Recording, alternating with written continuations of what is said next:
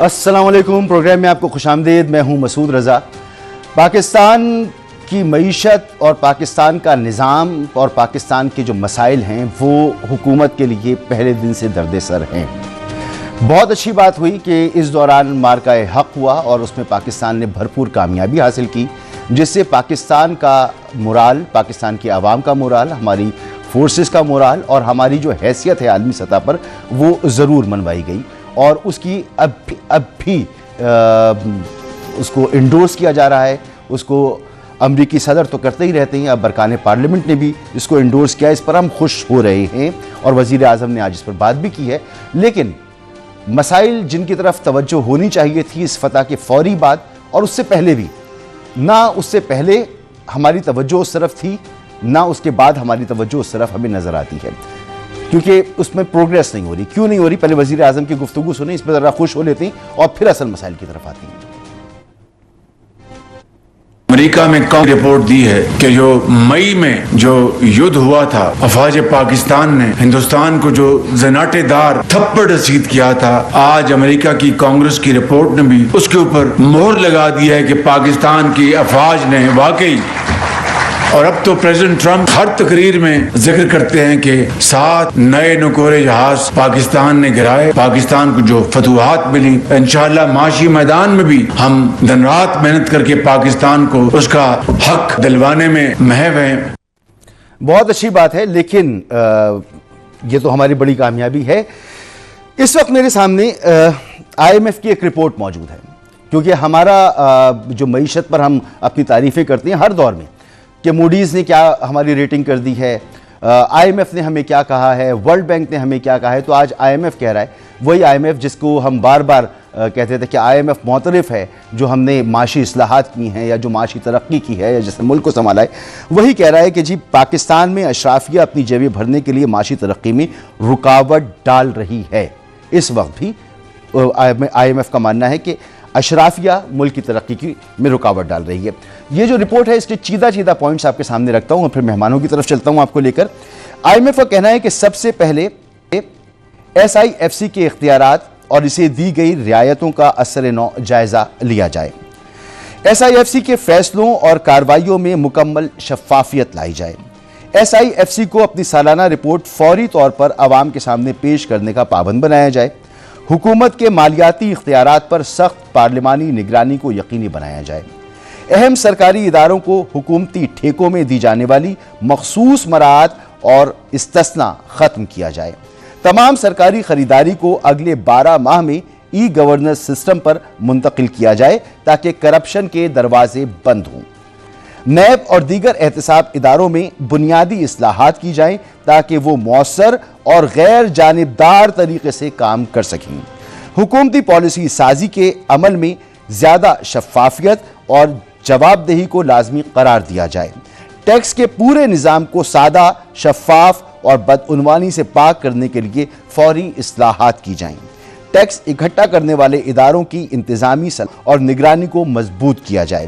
Budget بنانے اور حکومتی اخراجات کے پورے عمل میں مالیاتی شفافیت کو یقینی بنایا جائے۔ عدالتی نظام میں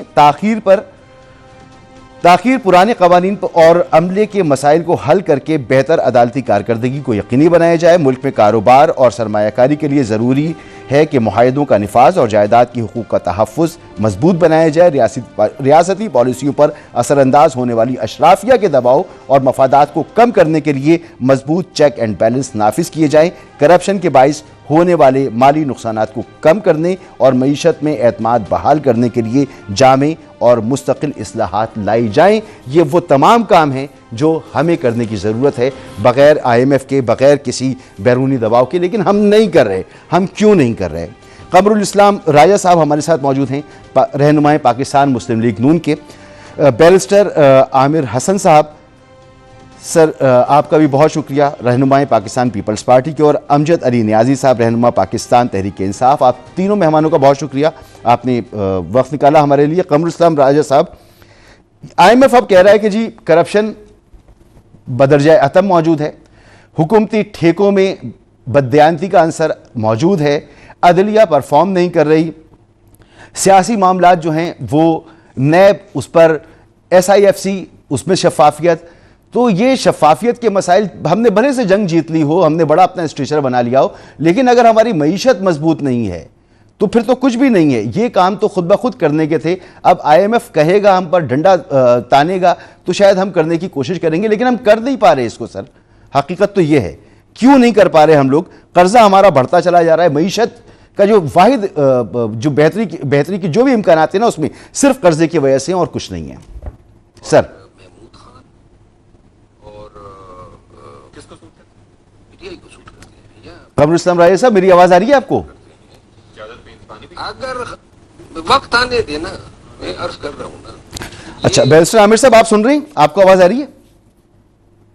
جی بالکل جی، میں سن. سر آپ نے سن لیا میرا سوال، اور یہ آئی ایم ایف کی رپورٹ بھی آ گئی. اب آپ اتحادی ہیں حکومت کے، اور حکومت کی پرفارمنس یہ ہے کہ کرپشن، بدعنوانی، اشرافیہ ترقی کی راہ میں رکاوٹ، یہ مسائل پہلے بھی تھے، آج بھی ہیں. تبدیل کیا ہوا؟ جی بہت شکریہ. بات آپ کی درست ہے. آئی ایم ایف نے جو بات کی ہے وہ پاکستان کا المیہ رہا ہے. اور اگر میں یہ کہوں کہ حکومتوں کا کیا، جب ابھی پاکستان معرض وجود میں آنا تھا تو جناح صاحب نے ایک تقریر کی تھی دستور ساز اسمبلی سے. اس میں بھی انہوں نے سب سے بڑا مسئلہ کرپشن کو کہا تھا اور نیپوٹزم کو کہا تھا. تو وہ مسئلہ پاکستان بننے سے پہلے بھی درپیش تھا اس خطے کو، لیکن ہم خاطر خواہ طریقے سے اسے ٹھیک نہیں کر سکے ہیں. معاشی صورتحال پہلے سے بہتر ہے. آئی ایم ایف نے اپنی رپورٹ میں کہا بھی ہے کہ گورنمنٹ نے ٹیکس زیادہ کلیکٹ کیے ہیں، بہت سی معاملات میں بہتری ہو رہی ہے، لیکن جو اس نے کرپشن کا یا بدعنوانی کا ذکر کیا ہے وہ جنرل لیول پہ ہے اور وہ پاکستان کا المیہ ہے، اسے آنکھیں بند نہیں کی جا سکتی. دوسری بات جو اشرافیہ کا کنٹرول کہا ہے اس سے بھی بالکل انکار نہیں کیا جا سکتا. اور میں ایک پولیٹیکل ایکٹیوسٹ کے طور پہ، ایک پاکستانی کے طور پہ اگر بات کروں تو یہی ہمارے بڑے مسئلے ہیں. ایک تو بدعنوانی، دوسرا اشرافیہ کا کنٹرول. اور اشرافیہ کے کنٹرول کی وجہ سے ہی بدعنوانی ہے. سر کون ہے یہ اشرافیہ؟ کون ہے اس کو آپ کس طرح ایکسپلین کریں گے؟ یہ اشرافیہ کون ہے؟ اشرافیہ کون ہے؟ اس کو کیسے ایکسپلین کریں گے آپ؟ جی جی بالکل. اشرافیہ جن کا کنٹرول ہے، اور اگر میں کھل کے کہوں تو پارلیمنٹ کے اوپر بھی کنٹرول ہے، ہر سیاسی جماعت کے اوپر بھی کنٹرول ہے. عام آدمی سیاست سے دور ہے. یہ جو آپ کے ایوان ہیں، طاقت کے ایوان ہیں، آپ کی پارلیمنٹ ہے، اس سے بھی دور ہیں، کیونکہ کوئی بھی پارٹی کما حقہ ہو اس طرح نہیں دے رہی ہے عام آدمی کو حق نمائندگی. جس ملک کے اندر کسان کا نمائندہ بڑا جاگیردار ہو اور مزدور کا نمائندہ بڑا صنعت کار ہو، عام آدمی کا نمائندہ کسی مافیا کا سرغنہ ہو، تو وہ پھر مافیاز ہی کنٹرول کرتے ہیں، اشرافیہ ہی کنٹرول کرتی ہے، اور وہ اشرافیہ نے کنٹرول کیا ہوا ہے. تو سر میں آپ سے گفتگو کر رہا ہوں، بہت معذرت کے ساتھ، بہت احترام کے ساتھ کہوں گا، آپ اس اشرافیہ کا حصہ ہیں؟ نہیں، میں اشرافیہ کا تو نہیں حصہ ہوں، میں تو ایک عام آدمی ہوں. لیکن بہرحال اشرافیہ کا کنٹرول ہے. میں جتنا سچ بول سکتا ہوں اس سے بڑھ کے بولتا ہوں اور بول رہا ہوں. تو بولنے سے تو اگر میں اشرافیہ کا حصہ ہوتا تو پھر میں یہ بات نہ کر رہا ہوتا. دیکھیے میں تھوڑی سی ایک بات کر لوں تو آپ کا موضوع کھل بھی جائے گا اور بات کرنا آسان ہو جائے گی. دیکھیے پاکستان پیپلز پارٹی، اس کے باوجود کہ پاکستان پیپلز پارٹی طاقت کا سرچشمہ عوام کو سمجھتی ہے، اور ہم نے ہمیشہ حق کے نمائندگی عام آدمی کو دیا ہے، غریب آدمی کو دیا ہے. لیکن 80s کے بعد، 85 کے بعد پاکستان کے اندر ایک ایسا نظام انتخاب آیا ہے کہ ہر سیاسی جماعت کو یہ سوچنا پڑا ہے کہ ہمیں سرمایہ دار کو، جاگیردار کو، بڑے بڑے جو اشرافیاں ہیں انہیں ٹکٹ دینے سے الیکشن میں کامیابی ہوگی.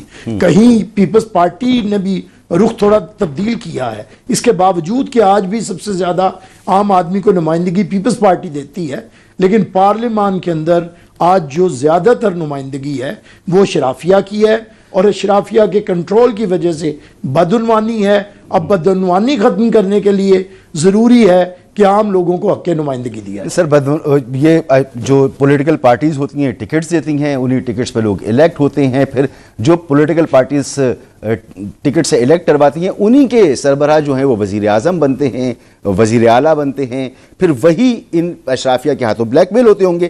اب آپ نے یہ بات بڑی دلیری سے یہ بات کہہ دی. قمر الاسلام راجہ بیرسٹر صاحب نے فرمایا کہ معیشت میں بہتری آئی ہے. میں بس ایک نمبر سامنے رکھ دیتا ہوں. آج پاکستان کا ہر شہری 3,21,000 روپے کا مقروض ہے جو قرضہ ہے پاکستان کے اوپر. اس میں آپ کے دور حکومت میں 1,26,000 روپے کا قرضہ چڑھا ہے, یعنی آپ نے 44,000 سے زیادہ قرض تھا 75 سالوں میں, اور آپ نے 80,000 ارب قرضہ پہنچا دیا ہے. تو تقریباً ڈبل قرضہ تو آپ نے لے لیا. تو جو بھی بہتری ہے وہ قرضہ دینے والے ادارے کہتے ہیں کہ جی آپ نے بڑی بہتری کر دی, جو بھی بہتری ہے تو قرضے پر ہے, گروتھ تو کچھ بھی نہیں ہے سر. اور پھر کرپشن ہے. دیکھیں بالکل آپ کی بات کرپشن کی حد تک جو ہے, کرپشن ہر دور میں رہی ہے اور ابھی بھی کرپشن موجود ہے, اس سے تو میں بالکل انکار نہیں کروں گا. لیکن آپ اور بھی بہت سے انڈیکیٹر ساتھ دیکھیں نا. جو ادارے کہہ رہے ہیں وہ ادارے سٹاک ایکسچینج کی پروگرس پہ کہہ رہے ہیں, وہ فورن ریمیٹنس پہ کہہ رہے ہیں, وہ بیلنس آف پیمنٹس پہ کہہ رہے ہیں. وہ ساری جو فیکٹرز ہیں, وہ انٹرسٹ ریٹ کو کم ہونا, انٹرسٹ ریٹ آدھا رہ گیا ہے. تو یہ بہت سے بیرومیٹرز ہوتے ہیں جو معیشت کو جو ہے وہ اسرٹین کرنے کے لیے بنیادی جو پیمائش کے پیمانے ہیں, ان ساروں کو اگر آپ دیکھیں ملا کے تو یہ ایک بہت بڑی ڈیولپمنٹ ہے. اور سب سے بڑی بات یہ ہے کہ ایک ٹائم ایسا تھا جب آئی ایم ایف قرض دینے سے نہ صرف ہچکچا رہا تھا بلکہ انکاری تھا, اور اس میں بھی پاکستان کی سابق حکومت کی جو اس کیے گئے معاہدے سے روگردانی تھی وہ ایک بڑا فیکٹر بھی تھی. اور آج الحمدللہ اس وقت دنیا کے جتنے ریٹنگ کے ادارے ہیں وہ سارے پلس پوائنٹ آف ویو سے بات کر رہے ہیں. سر مجموعی طور پر یہ بھی جو ابھی رپورٹ جس کے مجموعی طور پر سب سے بڑی کامیابی یہ ہے کہ آپ نے قرض لے لیا ہے. ورنہ گروتھ بتا دینا, گروتھ کتنی ہے؟ یہ گروتھ نہیں ہے نا. تمام انڈیکیٹرز کے بعد گروتھ تو کچھ بھی نہیں ہے. ہم اور ہم 2% توقع کر رہے تھے, اب شاید 0 ہے یا 0.5 جو توقع کی جا رہی ہے. جی جو ابھی توقع کا انہوں نے اظہار کیا ہے کہ یہ جو کچھ گورننس کے ایشوز ہیں اور جس میں کرپشن کا بھی ذکر کیا گیا آج جو رپورٹ آئی ہے, اس کے ساتھ یہ بھی ہے کہ اگر ان چیزوں کو منیمائز کرنے میں حکومت کامیاب ہو جاتی ہے تو گروتھ 6% تک جا سکتی ہے. یعنی یہ آج کی اس رپورٹ کا جس کے حوالے سے آپ بات کر رہے ہیں, میں اسی کو ریفر کر رہا ہوں. ایک بات تو یہ ہوگی. دوسری یہ ہے کہ آپ اگر ان سارے انڈیکیٹرز کو دیکھیں تو آپ گروتھ ہمیشہ لیگ کرتی ہے بنیادی انڈیکیٹر سے. یعنی جب انٹرسٹ ریٹ نیچے آتا ہے تو اس کے بعد گروتھ کا عمل شروع ہوتا ہے. 22% 24% انٹرسٹ ریٹ پہ گروتھ کیسے ممکن ہے, یہ کوئی بھی ماہر معیشت بتا سکتا ہے. اب انٹرسٹ ریٹ جب نیچے آتا ہے, سرمایہ کاری آتی ہے اور فورن ریمیٹنس آتی ہے, اور سب سے بڑی بات یہ ہے کہ ملک میں جو کاروباری ہے یا سرمایہ دار ہے, سرمایہ کار ہے, اس کا اعتماد ان سارے انڈیکیٹر سے بڑھتا ہے. اور سب سے اس میں بڑی چیز کنٹینیوٹی آف پالیسیز ہے. یہ جو عدم استحکام یا غیر یقینی صورتحال ہوتی ہے یہ زہر قاتل ہوتا ہے معیشت کے لیے. بالکل. میں اس پر علیحدہ سے بات کرنا چاہوں گا سر. تو ہمیشہ سر میں اس پہ علیحدہ سے بات کرنا چاہوں گا. آپ نے بالکل ہمیشہ گروتھ لیگ کرتی ہے, اس کے بعد آتی ہے. جی, اور گروتھ اس کی وجہ ان انڈیکیٹرز کے نہ ہونے پہ لیگ کرتی ہے, لیکن انویسٹمنٹ لیگ کرتی ہے جب امن و امان نہیں ہوتا, جب عدالتیں کام نہیں کرتی, جب کرپشن اپنے عروج پر ہوتی ہے, جب سسٹم میں اسٹیبلٹی نہیں ہوتی, جب سیاسی عدم استحکام ہوتا ہے, جب آئینی معاملات اٹکے ہوتے ہیں, تو پھر انویسٹمنٹ نہیں آتی. جب تک انویسٹمنٹ نہیں آتی تو پھر دیگر انڈیکیٹرز بہتر نہیں ہوتے.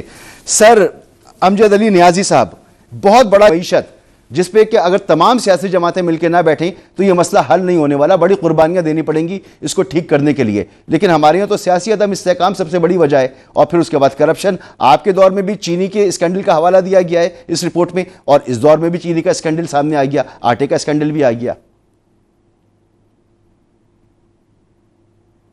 تو آج یہ ہے کہ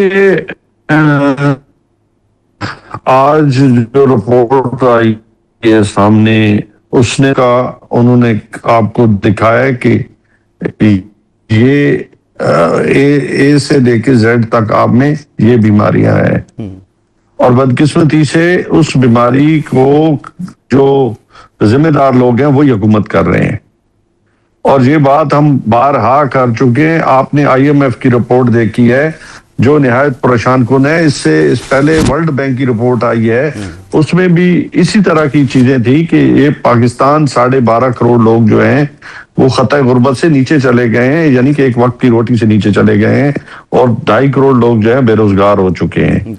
آپ کی پچھلے 3 سال سے آپ کی انڈسٹری صرف ٹیکسٹائل میں کی بات کروں گا 30% وہ بند ہو گئی ہے.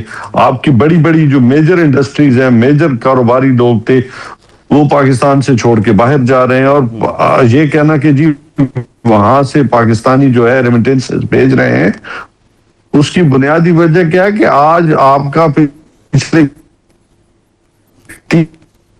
3 سال سے تقریباً لاکھ آپ کی تو اب نظام حکومت چل رہا ہے. امجد صاحب آپ کو سننے میں مجھے پرابلم ہو رہی ہے تو آج آپ کس میں کیا جی کہیے, شاید آپ میں نے کہا کہ میرے بات سن لیں, اس وقت اس گورنمنٹ کا کوئی ایسا کارنامہ ہمیں بتا دیں جس میں انہوں نے معیشت کے لیے, پولیٹیکل سٹیبلٹی کے لیے, امن و امان کے لیے, پاکستان کے لیے سوائے اپنے, ٹھیک ہے نا جی, سوائے اپنے لیے قوانین بھی لائے جا رہے ہیں, اپنے لیے نظام عدل کو بھی تبدیل کیا جا رہا ہے, اپنے لیے سب وہ فیصلے بھی کرائے, این آر او بھی لیا گیا ہے. ہاں آپ مجھے بتائیں کیا جابز آئی ہیں, کیا کاروباری حالات بہتر ہوئے ہیں. آپ جب بات کرتے ہیں سٹاک ایکسچینج کی, اس میں عام آدمی کے لیے کیا ہے کہ وہاں چینی سستی ہوئی ہے, چکن سستا ہوا ہے, دالیں سستی ہوئی ہیں, سبزیاں سستی ہوئی ہیں, عام بجلی سستی ہوئی ہے, گیس سستی ہوئی ہے, پیٹرول سستا ہوا ہے. کچھ ہوا ہے تو بتا دیں. بہت اچھا سوال ہے, میں پوچھ لیتا ہوں. بات پھر وہیں پہ آ کے کھڑی ہو جائے. میں پوچھ لیتا ہوں دیکھیں جی. آج آپ کا عام آدمی ایک وقت کی روٹی سے بھی چلا گیا ہے. دراصل 12 کروڑ آدمی اگر خطِ غربت سے نیچے ہیں تو اس کا مطلب تو یہ ہے کہ آدھی آبادی تقریباً ہماری خطِ غربت سے نیچے, اور خطِ غربت کے آس پاس جو لوگ ہیں ان کا بھی کوئی حال اچھا نہیں ہے. جی بیلسٹر صاحب, بھائی جان یہ فگر میں نہیں بتا رہا, جی ورلڈ بینک کہہ رہے ہیں. ورلڈ بینک کہہ رہا ہے, بالکل ایسا ہی ہے. بیلسٹر صاحب کی بڑی ہی خطرناک صورتحال ہے, یہ تشویشناک صورتحال ہے. اب اعتراض یہ ہے کہ آپ لوگ اپنے اقتدار کے لیے آئینی ترمیم بھی لے آتے ہیں, سب کچھ کرتے ہیں, لیکن عوام کے لیے آپ نے کیا کیا وہ اقدامات ذرا بتا دیں جس سے سیاسی استحکام آئے, جس سے کرپشن کا خاتمہ ہو, جس سے عام اشیاء خورد و نوش کی قیمتوں میں کمی آئے. تو ایک بریک مجھے لینا ہے سر, بریک کے بعد بتائیے گا.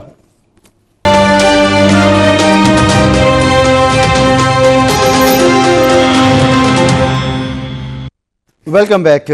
بیلسٹر عامر صاحب, سر بات ہو رہی تھی بریک سے پہلے کہ حکومت اپنے اقتدار کے لیے تو تمام اقدامات کرتی ہے, عوام کے لیے کیا کر رہی ہے, کیونکہ جو حکومتی اخراجات میں کمی ہونی تھی وہ نہیں ہوئی بلکہ وہ زیادہ ہوئے ہیں. اسٹیٹ اور آرگنائزیشنز جو نقصان کر رہی تھیں وہ اب بھی کر رہی ہیں, اور جو پرائیویٹائزیشن کا عمل تھا وہ بھی چونٹی کی رفتار سے شاید آگے بڑھ رہا ہے, اس میں بھی کوئی پیش رفت نہیں ہے. سر جی درست بات ہے. پاکستان پیپلز پارٹی نے بجٹ کے دوران بھی اور اس کے علاوہ بھی ہم حکومت کو جب مشاورت دیتے ہیں تو بہت سی باتیں کہتے ہیں. دیکھیے پاکستان پیپلز پارٹی اور مسلم لیگ نون دو مختلف جماعتیں ہیں. مسلم لیگ نون کی معاشی پالیسیز اپنی ہیں, وہ ہمیشہ سے بڑے مل آنر کو یا کاروباری طبقے کو فائدہ پہنچاتی ہے. پیپلز پارٹی کی جو معاشی پالیسیز ہیں, ہم کہتے ہیں کہ غریب آدمی کو, عام آدمی کو, تنخواہ کو, کسان کو, چھوٹے ملازمین کو انہیں فائدہ پہنچایا جائے تو اس سے معیشت ٹھیک ہوگی. یہ ہمارا اب اختلاف رائے ہے. اب گورنمنٹ کو ہم جو بہت سی چیزیں کہتے ہیں, ہمارے منشور میں بھی شامل تھا, ہم نے بھی انہیں کہا کہ 18 وزارتیں جو ہیں اب ڈیوالو ہونی ہیں اور وہ نیچے صوبوں تک آئیں تاکہ مرکز پہ بوجھ کم ہو. یہ جو کہتے ہیں کہ ہمارے پاس بجٹ کم ہے, پیسے کم ہیں, تو اس کے لیے یہ بہتر چیز ہے. حکومت نے معیشت کو بہتر کیا ہے, اس پہ کوئی شک نہیں ہے, لیکن جو معیشت کی بہتری کے ثمرات ہیں وہ عام آدمی تک نہیں پہنچے ہیں. مہنگائی کم نہیں ہوئی ہے, لوگوں کی آمدنی میں اضافہ نہیں ہوا ہے، زراعت کے معاملات اور کسان کے معاملات بہتر نہیں ہوئے ہیں، مزدور کا روزگار کا معاملہ اور اس کی 2 وقت کی روٹی بہتر نہیں ہوئی ہے۔ لیکن اس کے ساتھ ساتھ ان ساری باتوں کے ساتھ میں یہ کہنا چاہوں گا کہ ہمارے پی ٹی آئی کے دوست اسے سیاسی طور پہ استعمال نہ کریں۔ ہماری بدترین معاشی صورتحال انہی کے دور میں تھی۔ سر آپ نے بھی تو استعمال کیا تھا، سری لنکا خود وزیر اعظم اس وقت کیا کہتا تھا، آپ نے ان کو نکالا کہ ہم اسی سری لیے لنکا تھا، بننے جا رہے ہیں۔ یا آپ نے نکالنے کے لیے جو مہم چلائی تھی وہ اسی لیے چلائی تھی کہ آپ آئیں گے تو مہنگائی کم کریں گے، معیشت کو ٹھیک کریں گے۔ درست بات ہے۔ ابھی جو شارٹ فال ہے ہمارے ایف بی آر کا 6 مہینوں میں، اس سال کے اس سال کی جو ابتدائی 6 مہینوں کا ہے وہ 384 ارب روپے کا شارٹ فال ہے، تو ہم تو اپنے اہداف بھی نہیں کر پا رہے۔ تو رائے صاحب، بیرسٹر صاحب کہہ رہے ہیں وہ تو آپ کو بتاتے ہیں، آپ کو تجاویز دیتے ہیں، لیکن آپ سرمایہ داری نظام کو اور سرمایہ داروں کو سپورٹ کرتے ہیں۔ پیپلز پارٹی جو ہے وہ ایک عوام کو سپورٹ کرتی ہے۔ اگر آپ پیپلز پارٹی کی پالیسی مان لیں تو شاید ٹھیک ہو جائے معاملات۔ یہ بالکل جو چاہے حسن کرشمہ ساز کرے، میں بیرسٹر صاحب کی رائے کا احترام کرتا ہوں، لیکن حقیقت یہ ہے کہ جو معاشی پالیسیز ہوتی ہیں چاہے وہ غریب کے لیے ہیں، چاہے وہ امیر کے لیے ہیں، چاہے وہ سیٹھ کے لیے ہیں، اس کا تعین بجٹ میں ہوتا ہے۔ اور جب بجٹ بنتا ہے تو باوجود سارے ہمارے آپس کی ڈسکشنز کے، آپس میں اختلاف رائے کے، جب بجٹ کوئی بھی جماعتیں، اتحادی جماعتیں ہو گئیں ایک گورنمنٹ میں شامل، وہ اکٹھے پاس کرتی ہیں، تو پھر اس کا مطلب یہ ہوتا ہے کہ وہ جو بھی ہے، جیسا بھی ہے، اس میں وہ جماعتیں متفق ہیں۔ تو ایک تو یہ ہو گیا۔ دوسرا، آپ نے شارٹ فال کی بات کی، ایف بی آر کی، یہ ٹارگٹس تو چیلنجنگ تھے ہی تھے، لیکن اس کے ساتھ ساتھ اس دفعہ جو سیلاب کا معاملہ ہوا، بالخصوص جو ہمارے بڑے صوبے کے پی میں بھی اور پنجاب میں بالخصوص، تو اس کی وجہ سے یہ ٹارگٹس میں کافی جو ہے اس کے وہ لیگ ہوئے، اور وہ انشاءاللہ ریکور ہو جائیں گے۔ لیکن اس میں آپ نے دیکھا کہ اس دفعہ ٹیکس ریٹرنز کے فائل کرنے میں بھی زیادہ ٹائم دیا گیا۔ ظاہر سی بات ہے سر، اگر وہ فائل نہیں کریں گے لوگ، بھلے سے ٹیکس دیں یا نہ دیں، ان کو تو نقصان ہوگا۔ ایک چیز اور بتا دیں، پھر میں نیازی صاحب کی طرف ہوں۔ نیازی صاحب نے سوال کیا کہ عوام کے لیے کوئی 2-3 اقدامات بتا دیں۔ نہیں، میں ایف بی آر ٹارگٹس کی بات کر رہا تھا۔ ہاں، عوام کے لیے کچھ بتا دیجئے سر۔ اچھا، دوسری بات یہ ہے کہ یہ ایک رانگلی ایک جو فسانہ سازی ہوتی ہے یا کہانی سازی ہے، یہ دیکھیں پورے دنیا میں مجھے ایک کسی جگہ پہ آئینی ترمیم بتا دیں جس نے ڈائریکٹ، جس میں لکھا ہو کہ آج کے بعد جو ہے آلو 50 روپے نہیں 25 روپے بکے گا۔ تو یہ جتنی بھی ہوتی ہیں امینڈمنٹس ہیں، کانسٹیٹیوشنل امینڈمنٹس ہیں یا لیجسلیشن ہے، ان کا تو اوورآل براڈر سپیکٹرم میں پالیسی کے حوالے سے اس میں ضرور فائدہ ہوتا ہے، لیکن ڈائریکٹ کہیں پہ کسی جگہ پہ نہیں ہوتا۔ لیکن جب یہ کہہ رہے ہیں کہ عوام کے لیے اقدامات، تو عوام کے لیے جتنے اقدامات، اب not at the cost of repetition, میں اسے ریپیٹ نہیں کروں گا، لیکن یہ جتنے معاملات ہیں، یعنی ایک ٹائم پہ خود یہ کہہ رہے تھے کہ جی پاکستان ڈیفالٹ کے دہانے پہ ہے، سری لنکا بننے جا رہا ہے۔ آپ ٹاک شوز کا ریکارڈ اٹھا کے دیکھ لیں، اس وقت شام کو ڈسکشن کیا ہوتی تھی کہ کب بنے گا۔ آج الحمدللہ پاکستان اس سے نکلا، اور اب اس کی جو ہے مہنگائی کی بات ہو رہی تھی، تو مہنگائی کی شرح اسی سٹیٹسٹکس سے، انہی اداروں سے کہ جہاں پر 28% اور 30 کو ٹچ کر رہی تھی، وہ 3 اور 4% پہ مہنگائی کی شرح آئی۔ بڑھنے کی شرح تو کم ہو گئی، لیکن مہنگائی وہیں پر ہے۔ لیکن آپ کے دور حکومت میں کوئی 2 کروڑ سے زیادہ لوگ خط غربت سے نیچے بھی چلے گئے سر، یہ بھی تو دیکھیے۔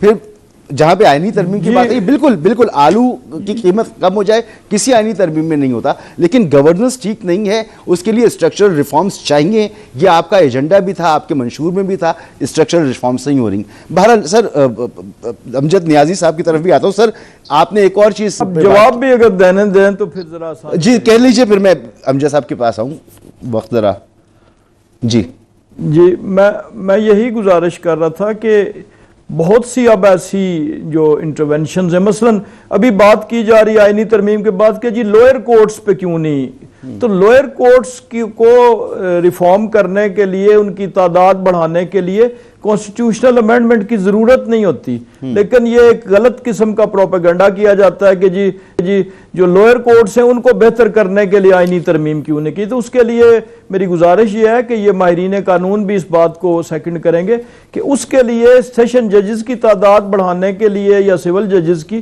جو لگاتار بڑھائی جا رہی ہیں اس کے لیے یا نئی کورٹس بنانے کے لیے اس کے لیے کسی آئینی ترمیم کی ضرورت نہیں ہوتی. بجا فرما رہے ہیں آپ، بجا فرما رہے ہیں، سپیریئر کورٹس ہیں اس کے لیے ضرورت لیکن یہ ججز کی تعداد بڑھانا بھی تو حکومت کا کام تھا نا سر. وہ اس کو چھوڑ دیں. پھر بلدیاتی نظام کے حوالے سے آج کل بات ہو رہی ہے، اس پر بھی آتا ہوں میں. لیکن سیاسی عدم استعداد کی امجد علی صاحب آپ نے ابھی کے پی کے وزیر اعلیٰ کے اوپر الیکشن کمیشن جو ہیں انہوں نے نوٹس لے لیا ہے اور انہوں نے وفاق کو لکھا ہے کہ الیکشن کمیشن کا جو عملہ ہے اس کی جان کو خطرہ ہو سکتا ہے، تو فوج تعینات کی جائے اور ان کی مدد کی جائے. تو اب ان کے خلاف جو ہے وہ کارروائی کا بھی حکم دیا ہے کہ جی دیکھا جائے کیا کارروائی بنتی ہے، اس پر کارروائی بھی کی جائے سی ایم کے پی کے خلاف. تو سر اتنا ہارش بیان دینے کی کیا ضرورت تھی؟ اور الیکشن کیمپین میں ان کو نہیں جانا چاہیے، یہ تو پتہ ہی ہے سب کو، لیکن پھر بھی انہوں نے الیکشن کیمپین میں حصہ لیا. پھر آپ سیاسی عدم استحکام کی بات کرتے ہیں. آپ نے دیکھا ہوگا کہ ہم زیر زبر بھی کوئی بات کر لیں نا تو اس کو ٹوسٹ ایسے انداز میں اور چینلوں پہ اور میڈیا میں ایسے اٹھا کے آسمان تک لے جاتے ہیں، خدا نخواستہ ہم کو گناہ کر دیتے ہیں. چیف منسٹر نے وضاحت کر دی ہے کہ انہوں نے انسٹرکشن دی ہے کہ نہیں ہونی چاہیے دھاندلی اور ہر چیز قانون اور قاعدے کے مطابق ہونی چاہیے، اس نے وضاحت دے دی ہے. اب اس کو اٹھا کے الیکشن کمیشن پہلے ہی باعث ہے اور مقصد صرف یہ ہے کہ تنگ کرو. اور خود آپ نے کہا کہ جی پولیٹیکل انسٹیبلٹی آتی ہے، تو انہی وجوہات کی بنیاد پہ یہ چیزیں جو ہے وہ گڑبڑ ہو رہی ہیں اور اس سے بہتر نہیں ہو رہی. ابھی مطلب آپ خود اندازہ کریں کہ یہ چیزیں کو فائدہ دیں گی. ایک گورنمنٹ جو بہتر کرنا چاہتی ہے، ایک بہتر طریقے کے ساتھ، پیسفل طریقے کے ساتھ جو الیکشن کو جو ہے وہ اس پروسیس کا حصہ بننا چاہتی ہے کہ جی آپ بہتر نتائج آ سر میں کوشش کروں گا کہ اگر وہ میرے پاس وہ گفتگو ہو تو میں سنا بھی دوں. سن لینا جی اگر مسعود رضا میں آپ نے ایک سوال کیا تو مجھے جواب دے سر دیجیے، آپ ہی سے بات ٹائم مجھے اگر کیجیے. ٹھیک ہے، دیکھیں آپ پنجاب میں چلے جائیں، ہر ایک کانسٹیچوئنسی میں چلے جائیں، سب سے پہلے تو دباؤ ڈالے گئے جو امیدوار تھے. ہم تو بائیکاٹ میں لیکن جو امیدوار تھے ان کو بٹھایا گیا اور پھر جو مخالف امیدوار ہیں جو آزاد لڑ رہے ہیں ان کو، حالانکہ ذیلی الیکشن ہے، اس کے باوجود بھی ان کو ڈر ہے کہ ہم ہار جائیں گے اور ان کے ووٹروں کو، ان کے سپورٹروں کو تھانوں میں بٹھا کے ان سے حلف نامے لیے جا رہے ہیں، ان سے ووٹ مانگے جا رہے ہیں. تو یہ کیا طریقہ ہے سر؟ یہ لب و لہجہ اور یہ دھمکیاں ہیں. صبح کا رات کا اندھیرا نہیں دیکھیں گے، صبح کی روشنی نہیں دیکھیں گے. سی ایم صاحب یہ گفتگو کر رہے ہیں اور سر عمر ایوب صاحب ساتھ کھڑے میں جو مفرور ہیں. سر اچھا سن لینا، مسعود رضا کیا کہا ہے انہوں نے؟ بد انتظامی کی بات کی ہے کہ نہیں کی؟ اگر کی ہے تو مجھے بتا دیں، آپ نے سنوایا نا مجھے. جی تو انہوں نے تو یہی کہا ہے کہ کوئی بھی بد انتظامی نہیں ہونی چاہیے، ہر چیزیں قانون اور قاعدے کے مطابق ہونی چاہیے. اگر اس کو آپ کوئی بھی اس کو ٹویسٹ کرنا چاہے میڈیا کر سکتے ہیں، آپ بادشاہ لوگ ہیں. سر میں نہیں کروں گا، بات یہ ہے کہ قابل گرفت جملے کہہ کر اب پھنس تو گئے نا، معاملہ تو آ گیا. جی بیرسٹر صاحب اس کیفیت میں اب وہ کہہ رہے ہیں جی کوئی لائٹر اس میں بھی لے لیا کرے ان کی باتوں کو. آپ زیر زبر پیش پر بھی ان پر پرچے کروا دیتی ہے حکومت. تو اس طرح سے تو سیاسی عدم استحکام ختم نہیں ہوگا سر. میں تو لائٹر وے میں لیتا ہوں. چیف منسٹر کی جو بھی آج تک کا کنڈکٹ ہے وہ شایان شان نہیں ہے اس عہدے کے، اور ایک صوبے کے انتظامی سربراہ کے شایان شان نہیں ہے. دوسری بات یہ ہے کہ وہ کسے کہہ رہے ہیں؟ انتظامیہ تو ان کے کنٹرول میں ہے، پولیس تو ان کے کنٹرول میں ہے، اور انہی کے صوبے میں الیکشن ہو رہا ہے. بجائے اس کے کہ وہ ایک مفرور کو اریسٹ کروائیں، وہ الٹا اداروں کو دھمکیاں دے رہے ہیں، آئینی اداروں کو، کہ میں یہ کر دوں گا وہ کر دوں گا. کیا پولیس الیکشن کمیشن کے انڈر ہے؟ کیا انتظامیہ الیکشن کمیشن کے انڈر ہے؟ یہ سب کچھ چیف منسٹر کے انڈر ہے. اور انہی کو لے کے پچھلا چیف منسٹر بھی جسے انہوں نے نااہل کہہ کے اب ختم کیا ہے، اور یہ نیا چیف منسٹر بھی اسی انتظامیہ کے بل بوتے پہ اسلام آباد کے اوپر حملہ آور ہوتے ہیں، تو میں پھر کہوں گا میرے دوستوں کو کہ یہ غلط باتوں کو جسٹیفائی نہ کریں، ان ایسے ایٹیٹیوڈ کی حمایت نہ کریں. آپ کو سیاست کرنی ہے تو وزیر اعلیٰ کے پی کے عوام کی خدمت کرے. آپ کے جو اپوزیشن لیڈرز ہیں، آپ کے جو نمائندے ہیں جو اپوزیشن کر رہے ہیں، وہ اپوزیشن کریں، اور جنہیں حکومت کی ذمہ داری ہے وہ حکومت کریں، بڑھ کے نہ ماریں. ان کا کام بڑھ کے مارنا نہیں. اب معاملہ یہ ہے کہ اپوزیشن لیڈر تو آپ بننے نہیں دے رہے نا راجہ صاحب. اپوزیشن لیڈر آپ دے رہے محمود خان اچکزئی کے نام پر آپ لوگوں کو اعتراض ہے. یہ کیسا اعتراض ہے؟ ایک بریک مجھے لینے دیں، بریک کے بعد بات کرتے ہیں.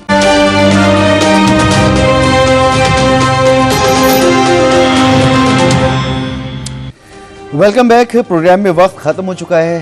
بہت بہت شکریہ آپ کا قمر اسلام راجہ صاحب رہنما پاکستان مسلم لیگ نون، بیرسٹر عامر حسن صاحب رہنما پاکستان پیپلز پارٹی، اور امجد علی نیازی صاحب رہنما پاکستان تحریک انصاف. مجھے دیجیے پیر تک کے لیے اجازت. اللہ حافظ.